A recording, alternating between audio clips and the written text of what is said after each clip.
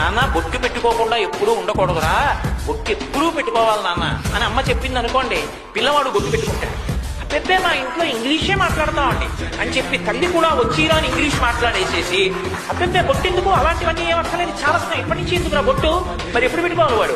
దంతంబులు పడనప్పుడే, తనుగుయందారూఢి ఉన్నప్పుడే, కాంతాసంఘము రోయనప్పుడే, జలాక్రాంతంపు కానప్పుడే, వింతల్ మేన చెరించినప్పుడే, గురుల్ వెల్వెల్ల కానప్పుడే, చింతింపన్ బలమీ పదంబుజవలం శ్రీకాళహస్తీశ్వర అంటాడు దుర్జటి. అంతేగాని రిటైర్ అయిపోయిన తర్వాత నేను రామాయణం చదువుతానండి ఎవడన్నా రాసి ఇచ్చాడా, ఉంటావు 40 ఏళ్ళు. ఒకవేళ 60 ఏళ్ళు అయిపోయిన తర్వాత రామాయణం పట్టుకుంటే మాత్రం నీకు బరువు తప్పేమర్థం అవుతుంది. అందులో వచ్చి ప్రారంభం నుంచి ఒట్లో ఓపిక ఉన్నప్పుడు రోజుకో శ్లోకం చదవడానికి రామాయణం బరువు అయిపోయిందా నీకు? కోట్ల రూపాయలు ఖర్చు పెట్టి నీ పళ్ళు తినేశావు, వెండి పళ్ళని తాకట్టు పెట్టి ఊరగాయలు పెట్టుకున్నావా? రామాయణం 7 కాండలు కొనుక్కోవడానికి డబ్బు లేదా నీ దగ్గర? ఎంత అన్యాయం! నీ ఇంటికి వస్తే ఒక్క చోట రామాయణం పుస్తకాలు కనపడవా? భాగవతంలో 12 స్కంధాలు నీ ఇంట్లో ఎక్కడ లేవా? కాళహస్తీశ్వర శతకం పుస్తకం లేదా? తల్లిదండ్రుల ఫోటో లేదా? నేను నీ ఇంటికి వచ్చి నిన్ను గౌరవించనా? ఎంత అన్యాయం నీ కోరిక! కనీసం రామాయణం 7 కాండల పుస్తకాలు ఇంట్లో లేకపోతే ఇప్పుడు మనుష్యుడు అని చెప్పడం ఎలా సాధ్యం అండి? ఇన్ని కోట్లు ఖర్చు పెడుతున్నావు, చదవకపోతే పీడాపోయి రోజు దాని మీద పువ్వేసి నమస్కారం పెట్టు. రాముడంత ధర్మానుష్ఠాన తత్పరుడు ఎప్పుడో అప్పుడు నీ వంశంలో వస్తాడు. నాన్న బొట్టు పెట్టుకోకుండా ఎప్పుడూ ఉండకూడదురా, బొట్టు ఎప్పుడూ పెట్టుకోవాలి నాన్న అని అమ్మ చెప్పింది అనుకోండి, పిల్లవాడు బొట్టు పెట్టుకుంటాడు.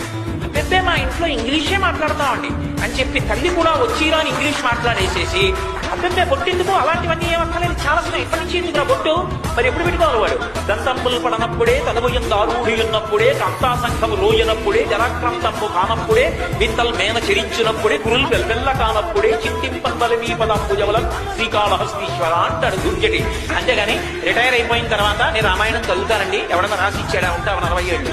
ఒకవేళ 60 ఏళ్ళు అయిపోయిన తర్వాత రామాయణం పట్టుకుంటే మాత్రం నీకు బరువు తప్పేమర్థం అవుతుంది. అందులో వచ్చి ప్రారంభం నుంచి ఒట్లో ఓపిక ఉన్నప్పుడు రోజుకో శ్లోకం చదవడానికి రామాయణం బరువు అయిపోయిందా నీకు?